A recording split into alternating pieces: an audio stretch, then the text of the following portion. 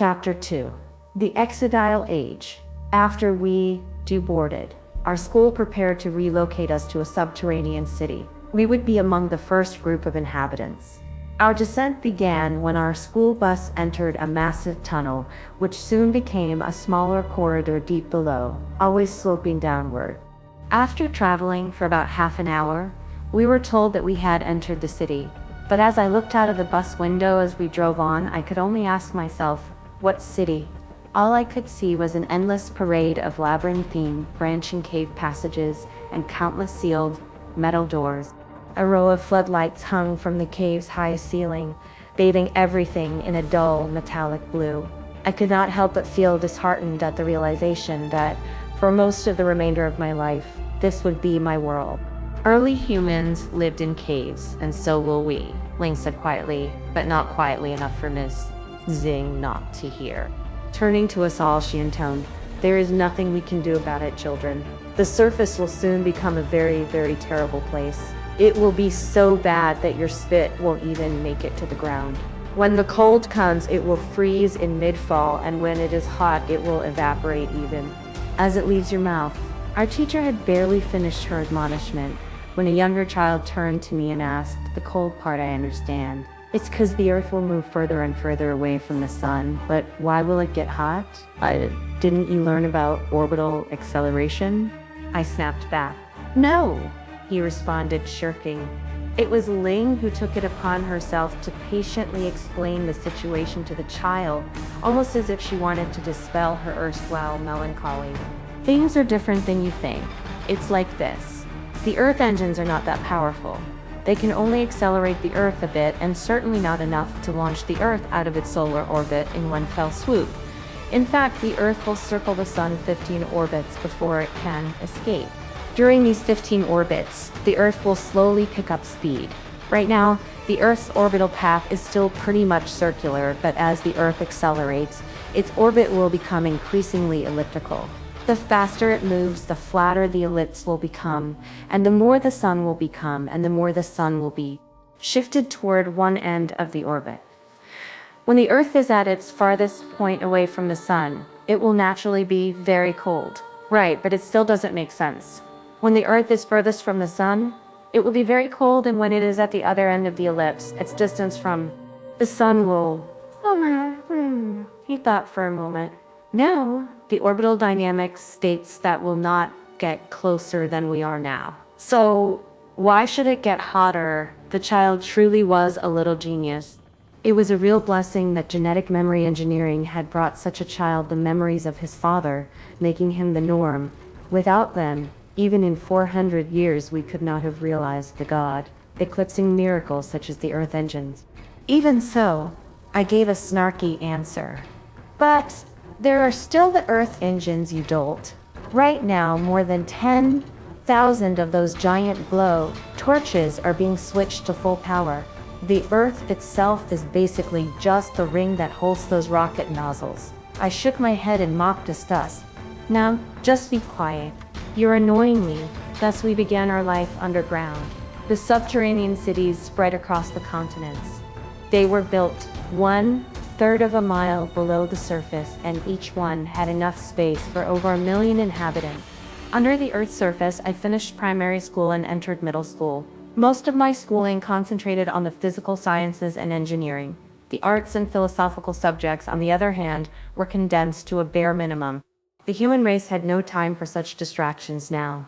All in all, humanity was then probably the busiest it had ever been. The work never ceased, and there was always more to do. Interestingly enough, the religions of the surface world vanished without a trace overnight. We still had history lessons, but our history books portrayed humanity's history under the sun as life in a mythical paradise. My father was an astronaut serving in the Space Fleet's low Earth orbit wing. He was on the job almost constantly, and I rarely saw him at home. I remember that in the 5th year of the Earth's acceleration, our entire family visited the seaside as the planet reached its aphelion. For us, Aphelion Day was a holiday much like New Year or Christmas. At the furthest point from the sun, we could indulge in a false sense of security. We still needed to wear thermal suits to go to the surface. To keep us warm, These suits were fully sealed and powered by nuclear batteries. Once outside, the blinding light of Earth engines' plasma jets was almost all that we could see. The brilliant glow of this forest of energy beams seemed to swallow the entire world. We had to travel for many hours in our flying car before we managed to escape their glow, and we were actually able to see the sunlit seashore. The sun itself had become tiny, no larger than a baseball. It hung in the sky, utterly unmoving, its distant rays only illuminating that one area with dawn, like light. Around us, the sky was the deepest blue we had ever seen, and in it the stars were clearly visible. Looking into the distance, I for a moment wondered where the ocean had gone. Now, before my eyes, there was only a vast white, icy plain stretching to the horizon. A large group of revelers had gathered on the frozen ocean, shooting fireworks into the dark blue sky. The mood of the celebration was truly extraordinary. All around I could see drunken party-goers rolling on the ice as my ears were assaulted by songs being belted out. It seemed that no one could agree on which song would be appropriate, leading to a cacophony of voices, all trying to outdo each other at the top of their lungs.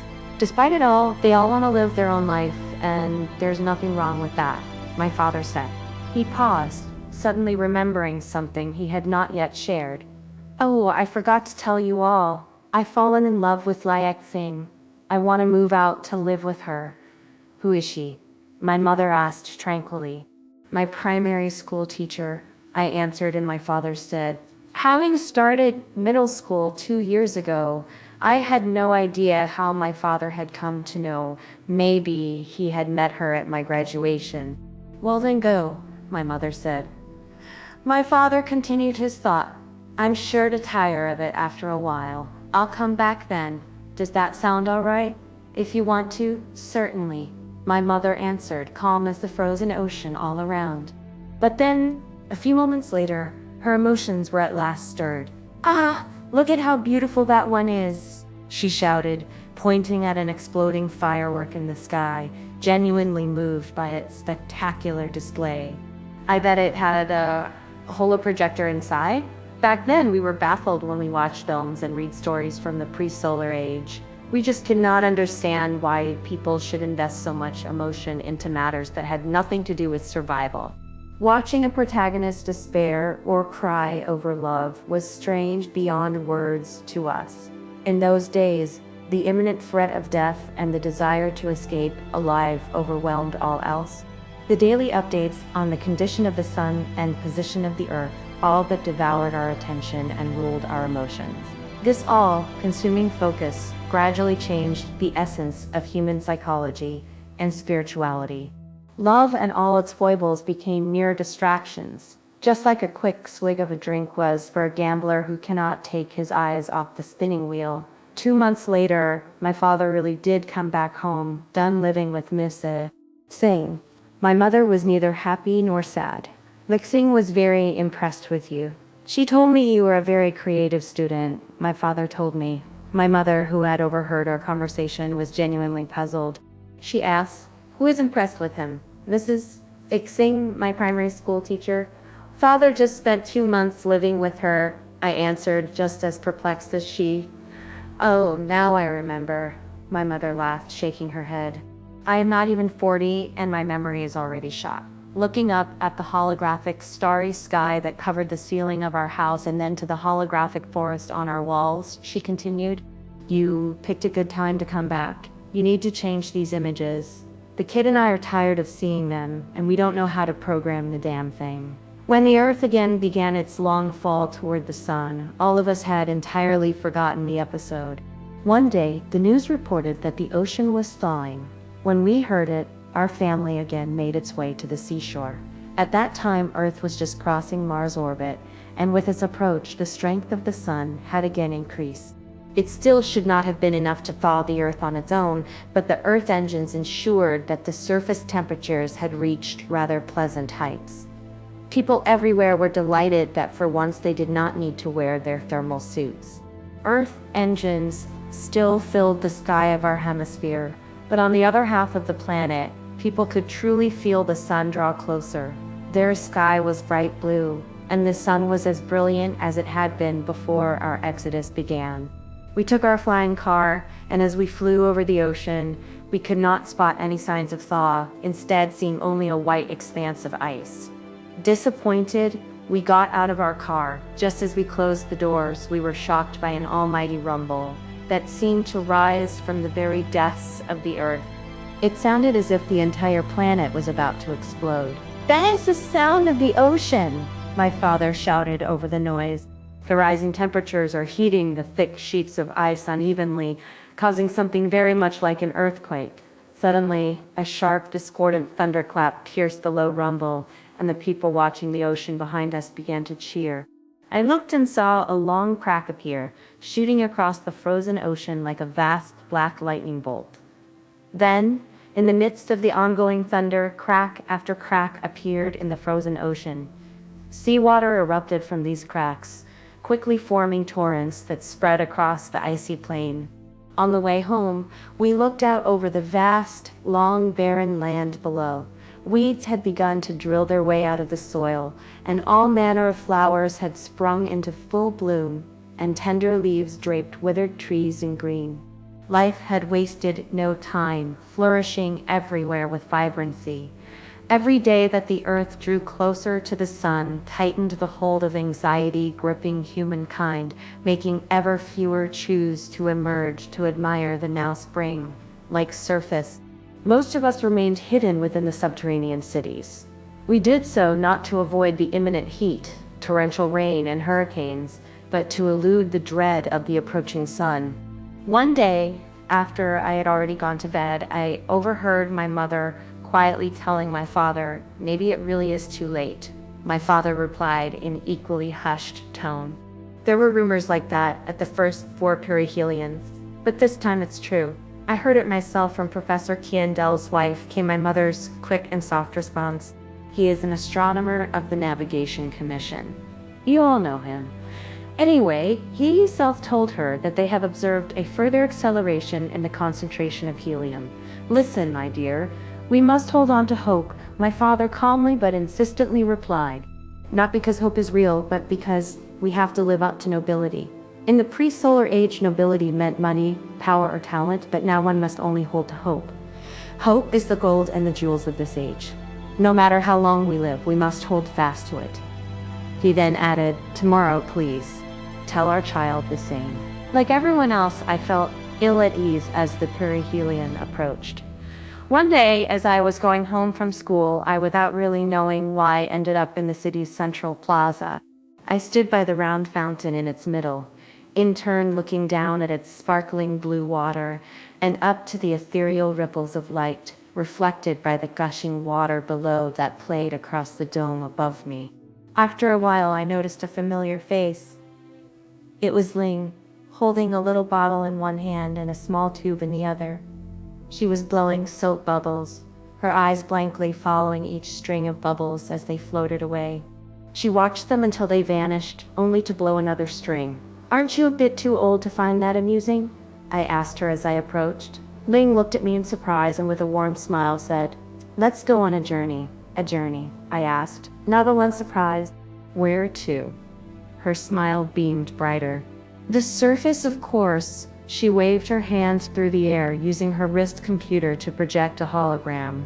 The translucent image revealed a beach sunset. A breeze gently swayed the palm trees, while white waves washed ashore. A couple lay on the golden beach, black silhouettes against the backdrop of the glittering sea.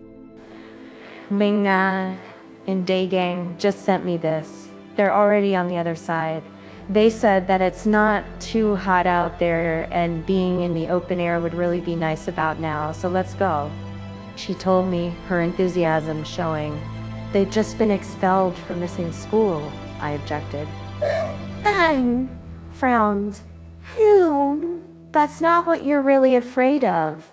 You're afraid of the sun, and you aren't scared. Have you forgotten that you have therapy to treat your heliophobia? I retorted. She smiled again. But I am no longer that person. I've finally seen the light. Look, she said, using the small tube to blow another string of soap bubbles. Watch them closely. She pointed at the bubbles. I stared at the bubbles, watching the raging waves of color and light play over their surfaces, their twisting turbulences far too complex and intricate for the human mind to take in. I could not shake the thought that the bubbles knew how short their lives would be, and were frenziedly revealing the countless dreams and legends of their vast memories to the world. Seconds later, the raging waves of color and light disappeared in a nearly soundless explosion, leaving behind only the tiniest wisp. They remained for less than a second before disappearing, and then there was no trace that anything had ever existed. Did you see? The Earth is a cosmic soap bubble. With a pop, it will be nothing. So what is there to be afraid of? Bling asked. It was my turn to frown. It's not really like that. The calculations show that after the helium flash, it will take about 100 hours before the Earth is fully vaporized. That's the absolutely terrible part, she shouted. We are a third of a mile underground, just like the meat stuffing in a pie. First, we'll be roasted and then we'll be vaporized. For a moment, a cold shiver ran down my entire body, Lane continued. But it won't be like that on the surface. There, everything will evaporate in the blink of an eye. The people on the surface will be like soap bubbles gone in a pop. She smiled again. And because of that, I think it would be better to be on the surface when the helium flash hits. I couldn't say why, but I did not go with her. Instead, she left with Tongue and I never saw them again. The helium flash did not happen. The Earth rushed past the perihelion and began its sixth journey to the aphelion, allowing humankind's taut nerves to relax. Once we passed the perihelion, the Asian Earth engines faced in the direction of Earth's orbit. With the Earth no longer in rotation, this meant that, save for the occasional minor positional adjustments, Asia's Earth engines were shut down completely. We sailed into a quiet and very long night. The American Earth engines, on the other hand, were operating at full capacity with that continental plate now acting as the superstructure for the jets of our planet, Rocket. Because the Western Hemisphere also faced the sun, the temperatures there were truly horrific. Horrific enough to burn all their vegetation to ash. The Earth's orbitally assisted acceleration carried on like this, year after year. Every time the Earth sped toward the aphelion, humanity's collective nerves relaxed in tune with the Earth's increasing distance from the sun. Every new year, with the Earth falling toward the sun, they would grow tauter with each passing day. And every time the Earth came to the perihelion, rumors would begin to fly, proclaiming that this time the helium flash would happen. The rumors would persist until the Earth again sped toward the aphelion. Then the people's fears would begin to gradually diminish, together with the shrinking of the sun in the sky. But the next wave of fear would already be brewing. It was as if humanity's spirits were caught in a cosmic swing.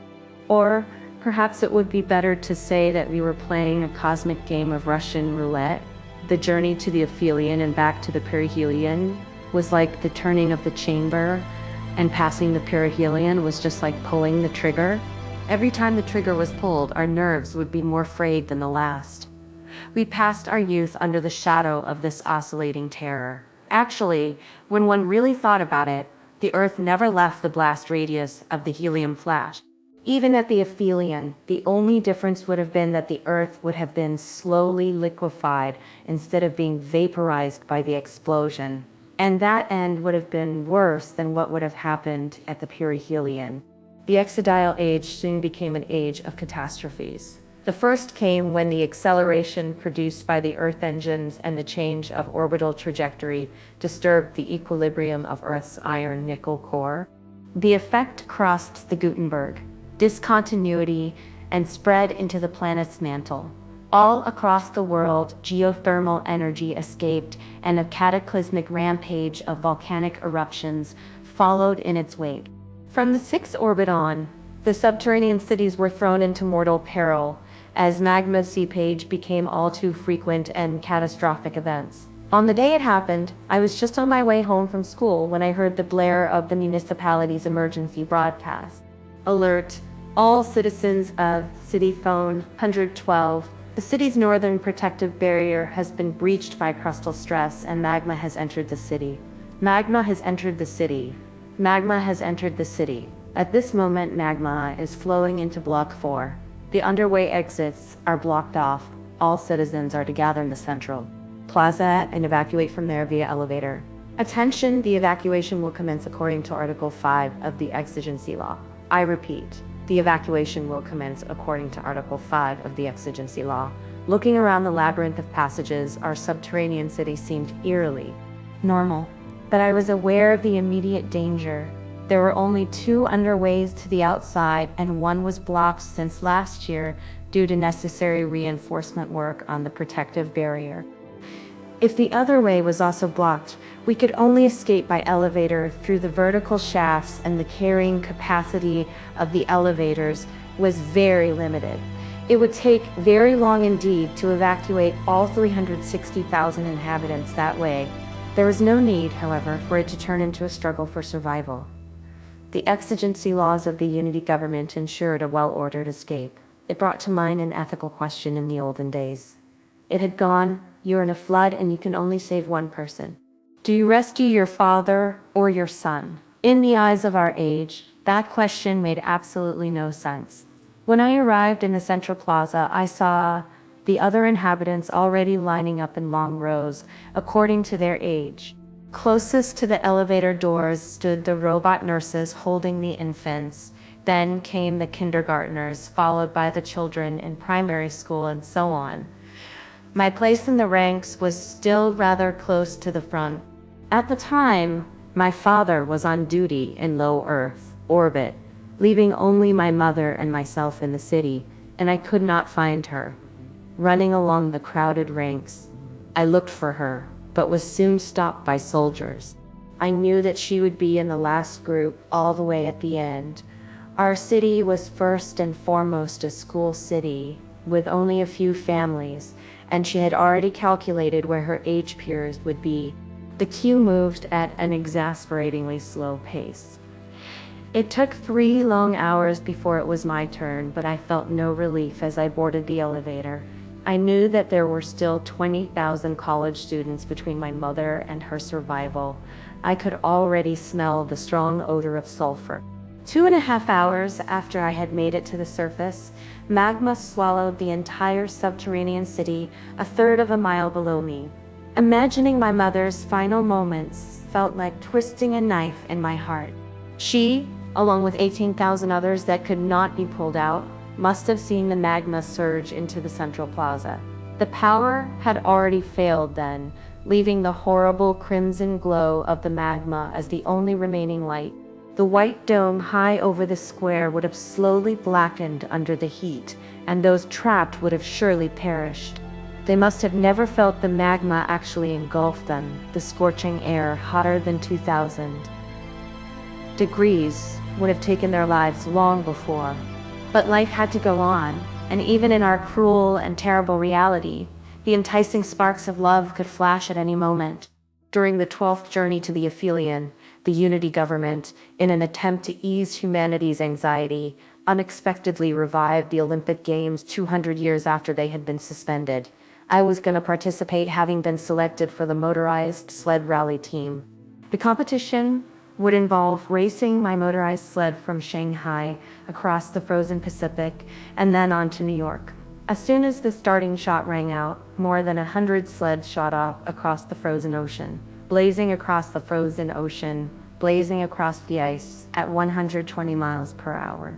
During the first leg, there was always a competitor in my sights. 2 days later, however, all others, whether they were ahead or behind me, had disappeared over the horizon.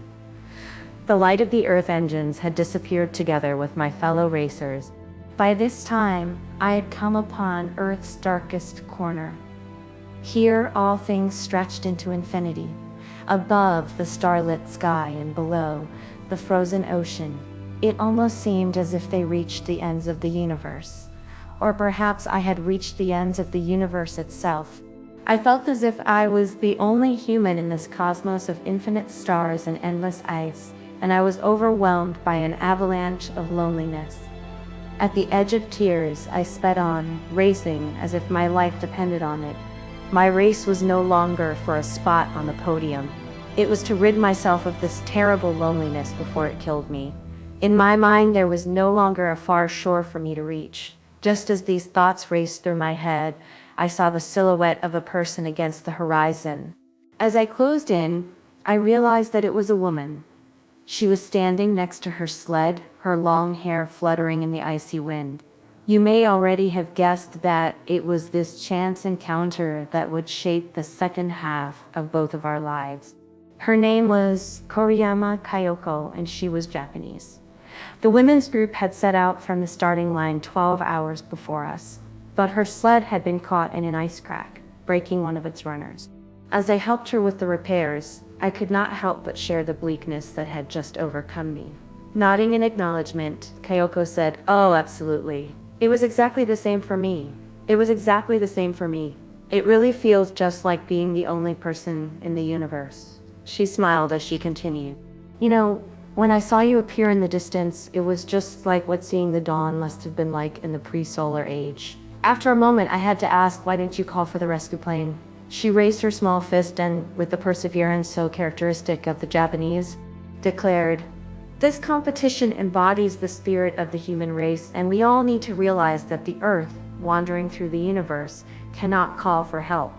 I nodded but replied, "Nonetheless, we now have to call. We don't have a replacement runner. Your sled is broken for good." She grimaced and then said, "How about I hitch a ride with you? That is, if you really don't care about your ranking." I really did not care, and so Kayoko and I completed the remainder of our long journey over the Pacific. As we passed Hawaii, we saw the first light of dawn on the horizon. On this endless field of ice, illuminated by a tiny sun, we sent our application for a marriage license to the Ministry of Civil Affairs of the Unity Government. In New York, the race judges had having impatiently waited for us, already wrapped up the competition and left. But there was one official waiting for us. A worker from the Municipal Bureau of Civil Affairs was more than pleased to congratulate us on our marriage. He then carried out his duties. With a wave of his hand, he projected a hologram into the air, revealing neat rows of thousands upon thousands of thousands of dots. One dot for every couple that had registered for marriage in the past few days. Due to the harsh conditions, the law stipulated that only one of every 3 newly married couples would be given the right to procreate as determined by the luck of the draw. Faced with the many thousand dots, Kayoko hesitated for a long while before choosing one. When the dot turned green, she leapt with joy. I, on the other hand, did not really know what to feel. Would it be fortune or folly to bring a child into this miserable age? The official, at least, was jubilant. He told us that it always made him a little happier when he got to see a newlywed couple get their green dot. He retrieved a bottle of vodka and poured each of us a drink. We slammed it down, toasting to humanity's survival. Behind us, the feeble light of the distant sun bathed the Statue of Liberty in a golden glow. Before us stood the long-abandoned skyscrapers of Manhattan, the sun's weak light casting their long shadows across the quiet ice of the New York harbor. In my tipsy haze, tears began to gush down my cheeks. Earth, oh my wandering Earth. Before we parted, the official gave us a key ring. In a drunken drawl, he said, "These are for your newly allotted home in Asia. Go home." "Oh, your wonderful home. Why is it wonderful home? Why is it wonderful?" I asked coldly. Asia's subterranean cities are full of dangers. But you in the Western Hemisphere wouldn't know that. We are about to experience a danger that you have never known. He shot back. The Earth will soon make its pass through the asteroid belt, and this time the Western Hemisphere is facing right toward it. This somewhat sobered me. We passed through the asteroid belts a couple of times in the past few orbits. Isn't it a non-issue? The official shook his head as he responded. We just scraped the edges of the asteroid belt. Of course the space fleet could handle that. They have the lasers and nukes to get rid of all the small rocks in the Earth's path. But this time, he choked. Haven't you seen the news? This time the Earth will pass directly through the asteroid belt. The fleet can only deal with those big rocks, but the small one. As we were flying back to Asia, Kayoko asked me, "Are those asteroids very big?" My father was in orbit, then tasked with securing Earth's journey. Therefore, despite the government's news blackout aimed at avoiding a panic, I had some idea what we were facing. I told Kyoko some of that. The Earth is heading towards asteroids the size of large mountains. Even a 50-megaton nuclear bomb would do no more than leave a small scar on their surface. They will have to use humanity's most powerful weapon. I added in an enigmatic tone. Are you talking about antimatter bombs? She asked. What else could it be? I replied. What is the fleet's operating range? She asked. Currently, it is limited. My father told me it's about 1,000,000 miles away, I answered. Oh, then we will be able to see it, she said excitedly. I gave her a look of warning, but it would be best not to look. But Kyoko did look, and did so without protective goggles. The first flash of an antimatter bomb arrived from outer space shortly after our plane had taken off. Kyoko was looking out a window, admiring the stars at the exact moment it happened. The flash blinded her for more than an hour. Even a month later, her eyes were still red, swollen, and teary. It shook every one of us to our core. The antimatter shells continued to bombard the asteroid. Over and over again, the brilliant, destructive flashes seared the black heavens as if a crazed horde of titanic paparazzi surrounded the Earth and was snapping away with abandon. Half an hour later, we saw the first meteors, their long, blazing tails cutting across the sky, enthralling us all with their terrible beauty. Ever more followed in their wake, each streaking farther than the last. Then, the sky suddenly shook behind us, with a loud boom, immediately followed by continuing rumbling and more shaking. Kyoko, under the impression that a meteor had hit the plane, screamed in fear and jumped almost right into my arms. Just then, the captain's voice came through the speakers. To all passengers, please do not panic. That was the sonic boom of a meteor breaking the sound barrier. I do ask everyone to use their headphones in order to avoid permanent hearing loss. Because the flight's continued safety cannot be guaranteed, we will make an emergency landing in Hawaii. As the flight's an emergency landing in Hawaii. The captain spoke. I saw a meteor much larger than the others fall. As I watched the fireball plummet, I became convinced that it would not burn up in the sky like the ones before it. Sure enough, it sped across half the sky, and while it shrunk smaller and smaller, it struck the frozen ocean in the end. Looking at it from 30,000 feet, the point of impact was just a small white dot. But that white dot immediately spread into a white circle rapidly expanding across the ocean's surface. Is that a wave? Kyoko asked me, her voice quivering. It is a wave, a hundreds of feet high wave, I answered. But the ocean is frozen. The ice cover will soon weaken it. I had concluded with the last part, trying to calm myself, no longer looking down. We soon landed in Honolulu, where the local government had already arranged to take us to a subterranean city. Our bus traveled along the shore, giving us a glimpse at a sky covered in meteors. From here it looked as if a legion of fiery-haired demons had all at once burst from a single point in space. One meteor hit the ocean not far from the shore. There was no column of water. Instead, we saw steam rise to form a giant white mushroom cloud above the impact site. The swell of it surged to the shore under the frozen surface as thick layers of ice shattered with loud thunder. The ice rolled like waves, as if a school of giant, sinuous sea monsters was swimming under the surface toward the shore. How big was that one? I asked the official who had come to pick us up. Less than 12 pounds, no bigger than your head, he told us.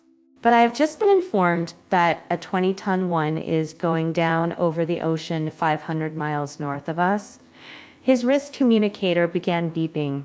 He glimpsed at it, and then immediately told the driver, "We won't make it to gate 244. Just head for the closest entrance." The bus turned a corner and stopped in front of an entrance to the subterranean city. As we got out, we saw a group of soldiers at the entrance. They stood motionless, staring into the distance, their eyes filled with dread. We followed their gaze to the horizon where the ocean joined the sky. There we saw a black barrier. At first glance, it looked like a low layer of clouds on the horizon, but its height was far too even for it to be a layer of clouds. It was more like a long wall lying across the horizon. On longer inspection, we could make out a gleam of white on top of that wall. "What is that?" Kayoko asked an officer, a soft fear in her voice. His answer made every hair on my body stand on end. A wave.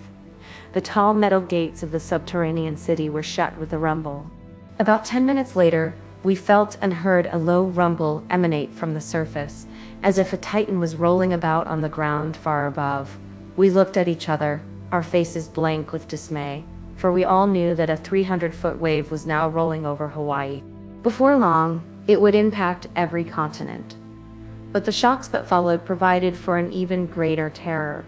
It was as if a giant fist had reached from the heavens and had begun pounding the earth. Underground, these shocks were faint, hardly noticeable, but each tremor shook our very souls. It was meteors, unceasingly striking the earth without mercy. This brutal bombardment of our planet continued intermittently for an entire week. When we finally left the subterranean city, Kayoko shouted, "Heavens, what happened to the sky? All above us was gray.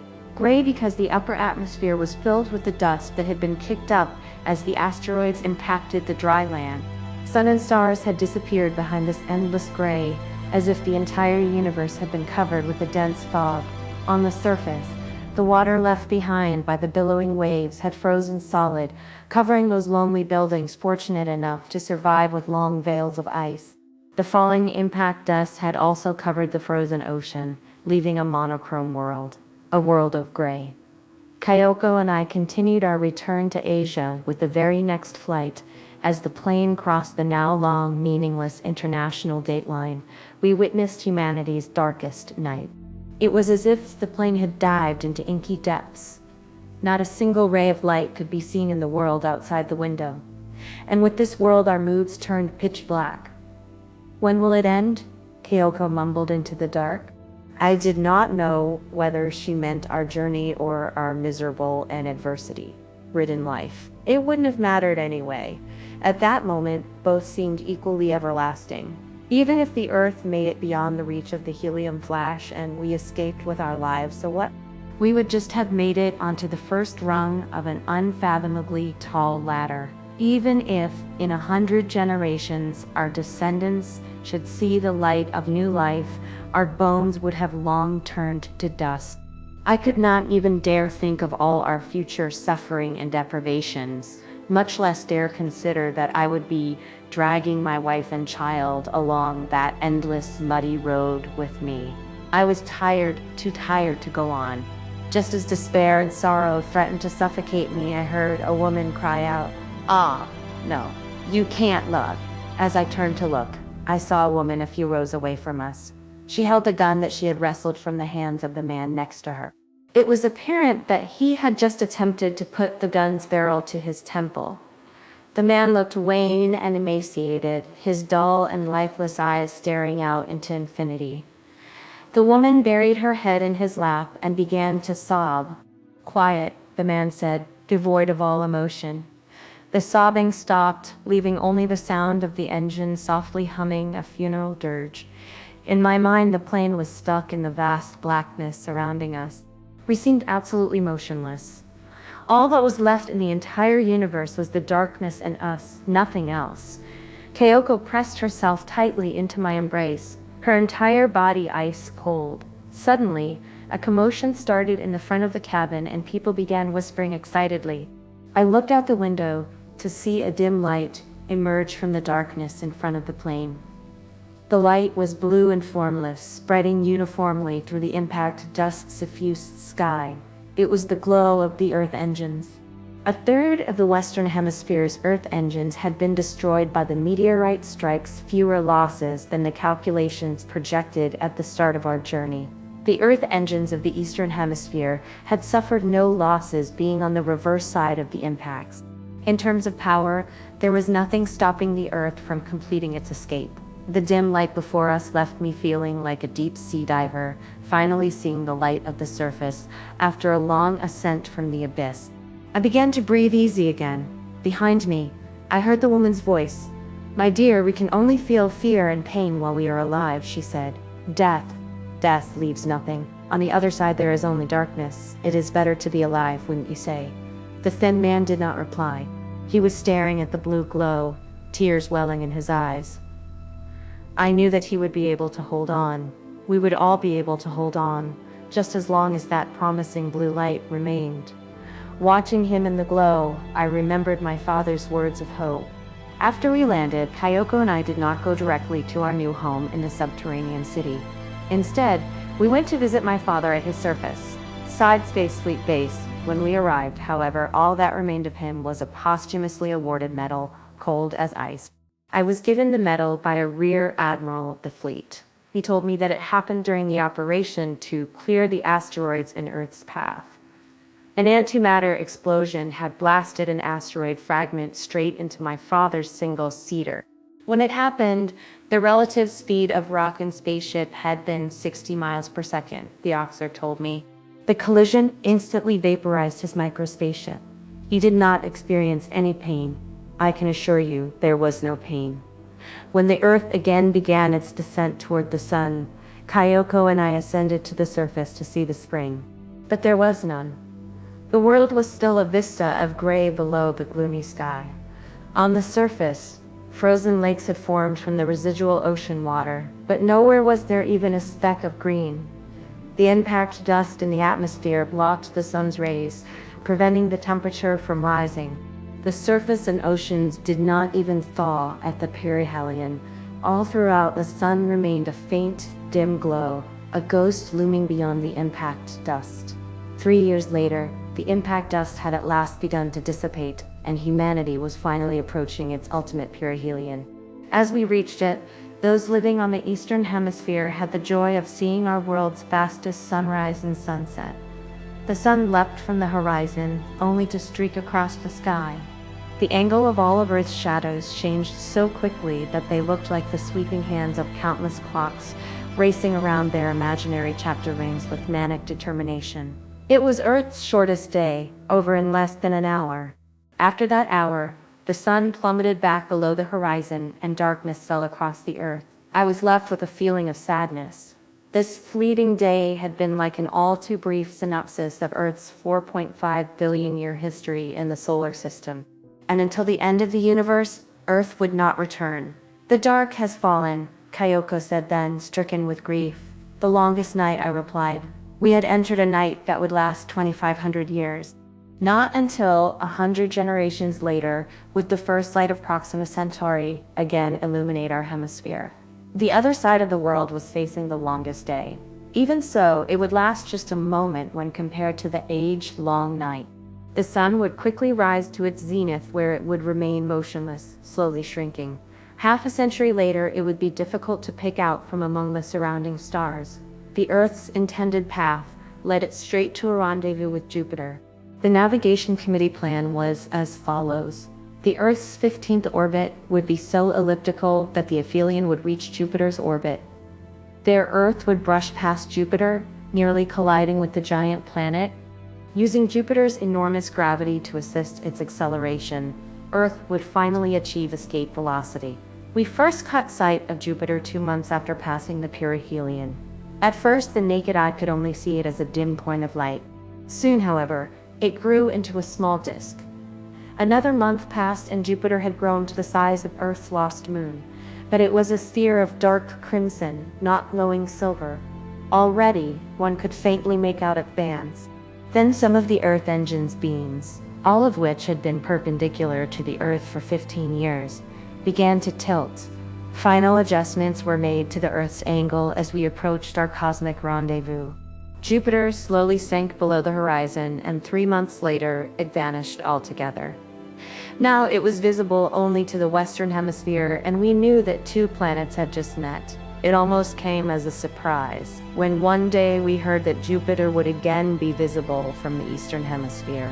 Throng upon throng made their way to the surface to witness the cosmic display. When I passed through the gates of the subterranean city and reached the surface, I saw that the Earth engines that had driven our planet for 15 long years had all fallen completely silent. Once again, we could see the starlit sky. Our final rendezvous with Jupiter was already in progress. Everyone nervously stared toward the west as a dim red glow began to appear beyond the horizon. This glow slowly grew, stretching across the entire width of the horizon. Only then did I realize that a neat border had formed between the dim red light and the starry sky. The border was curved, its arc so massive that it spanned from one end of the horizon to the other. Ever so slowly it rose, and as it did, everything below the arc turned dim red. It was as if a theater curtain the size of the night sky was being raised to separate the Earth from the rest of the universe. I could not help but gasp as this occurred to me. That dim red curtain was Jupiter. Of course I knew that Jupiter was 1,300 times the volume of Earth, but only when I saw its immense splendor did I truly take in its incredible size. It is almost impossible to express the horrible feeling of oppression that this cosmic monster engendered as it rose across the entire horizon. One reporter later wrote, "I could not help but wonder if I had woken in my own nightmare or if the entire universe is but a nightmare in the gigantic mind of that god." As Jupiter continued its terrible rise, it gradually occupied half of the sky. We could then clearly see the tempests raging in its cloud layers. Chaotic, swirling lines of those storms dazed all who beheld their maddening dance. As I stared, I recalled the boiling oceans of liquid hydrogen and liquid helium that lay beneath those thick cloud layers. Then the famous great red spot of Jupiter rose, the Cyclopean maelstrom that had raged for hundreds of thousands of years. It was large enough to swallow our insignificant planet 3 times over. Jupiter now filled the entire sky. Earth seemed to be no more than a balloon, bobbing on Jupiter's boiling ocean of dim red clouds. Even worse, Jupiter's giant red spot had come to occupy the middle of our new heaven, like a titanic red eye staring at our world. All of Earth was shrouded in its ghastly red light. In that moment, it was impossible for anyone to believe that our tiny Earth could escape the gravitational pull of that enormous monster. For us, it was not even imaginable that Earth could become Jupiter's satellite. We would certainly plummet straight into the inferno concealed beneath that boundless ocean of clouds. But the navigator's calculations were exact. That bewildering dim red heaven slowly began to move, and after some indeterminable time, the western sky began to reveal a black crescent. This black quickly grew in size, and within it stars began to twinkle. Earth was rushing out of Jupiter's gravitational clutches. As Earth escaped, sirens began to wail. The gravitational tide that Jupiter had drawn toward itself was rushing back to land. Later I learned that great waves reaching higher than 300 feet had again swept across the continent. As the waters rushed toward the sealed gates of the subterranean cities, I stole one last glimpse at Jupiter, now filling but half of the sky. As I did, I could clearly see streaks marring the planet's cloud oceans. Subsequently, I came to realize that they had been the result of Earth's own gravitational pull. Our planet, too, had caused massive waves on the Jupiter's liquid hydrogen and helium oceans. Then the Earth, accelerated by Jupiter's gravitational forces, was hurled into deep space. As we left Jupiter, the Earth reached escape velocity. It no longer needed to return to lurk within the grasp of the doomed sun. It was flying toward the vastness of outer space to begin its long wandering age. It was under the dark red shadow of Jupiter that my son was born, deep beneath the Earth.